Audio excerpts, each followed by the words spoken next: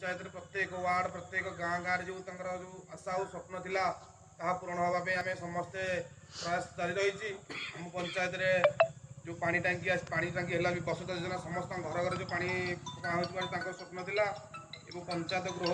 स्वप्न थिला कि पंचायत गृह हो जाऊ ता सहित आम नुआका ग्राम पंचायत नाम जो भाई नामित होगापी जो एक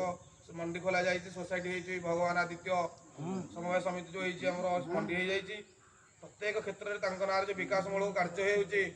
फेब्रुआरी मस से समस्त को जिन आम समस्त संकल्प नवा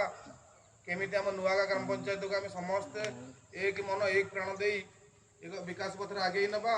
और नुआगा ग्राम पंचायत को एक समृद्ध विकासशील पंचायत आम के गढ़ी तोड़ा तेणु आज ये कही मो वक्तव्य बंद कर।